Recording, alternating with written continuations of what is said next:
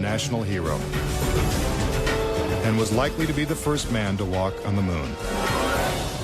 But Grissom was also an outspoken critic of the space program and was quoted as saying, "Someone's going to get killed." Unfortunately, Grissom's worst fears were soon realized. On January 27, 1967, 2 years before the first moon landing, Grissom and his crew boarded the Apollo 1 capsule for a full-scale simulation. The problems began almost immediately. First, the capsule's communication systems failed. You copy? No, I didn't read you, Chuck, at all. I can't read you, Chuck. You want to try the phone? How do we gotta get the moon? We can't pass between 3 buildings. I can't hear what you're saying. Suddenly, the capsule burst into flames with the astronauts sealed inside.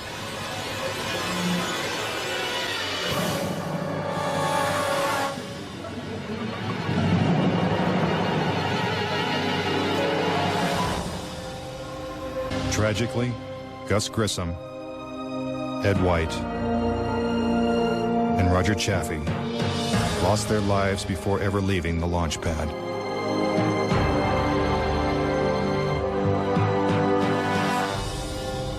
Gus Grissom's family believes the Apollo 1 fire was no accident. I think it was intentionally sabotaged by someone. It's been a question in my mind, what was found in the accident investigation and how was that handled? Was the CIA involved or whoever? But it was done intentionally. Grissom's family doesn't know who was responsible for his death or why it happened. But they say NASA knows the truth. Gus gave his life for this program, and I feel like that it is up to NASA to come forward and give us a direct answer to what really happened.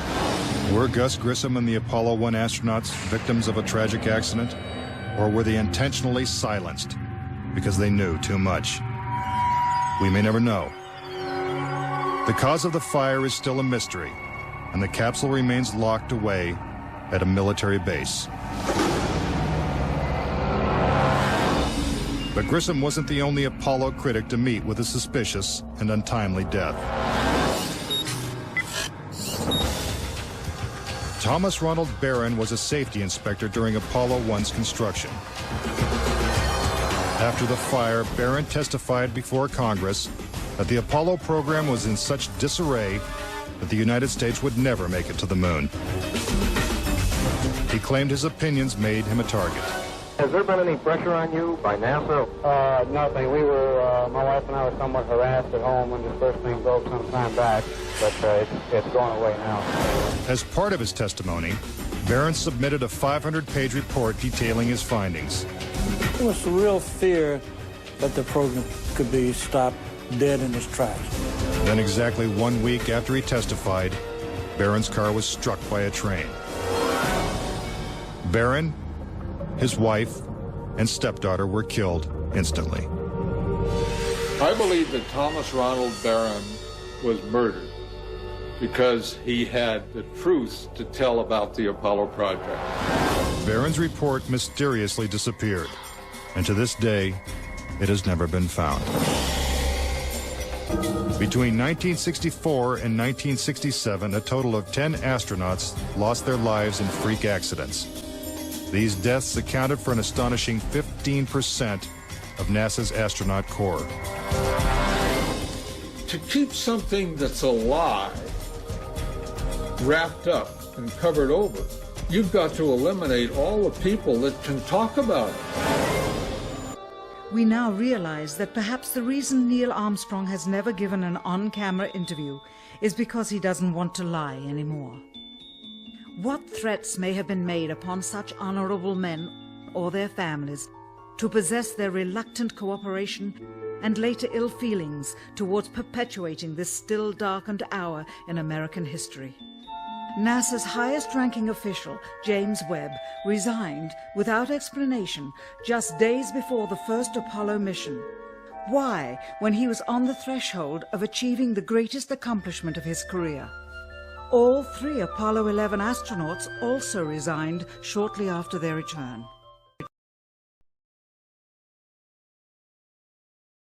Ladies and gentlemen, the very word secrecy is repugnant in a free and open society, and we are, as a people, inherently and historically opposed to secret societies, to secret oaths, and to secret proceedings.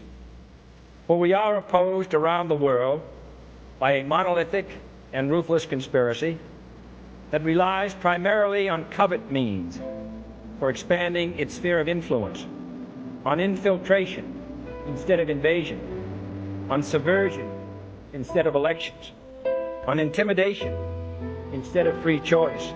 It is a system which has conscripted vast human and material resources into the building of a tightly knit, highly efficient machine that combines military, diplomatic, intelligence, economic, scientific, and political operations.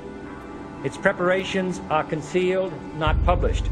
Its mistakes are buried, not headlined. Its dissenters are silenced, not praised. No expenditure is questioned, no secret is revealed. That is why the Athenian lawmaker Solon decreed it a crime for any citizen to shrink from controversy. I am asking your help in the tremendous task of informing and alerting the American people, confident that with your help, man will be what he was born to be, free and independent.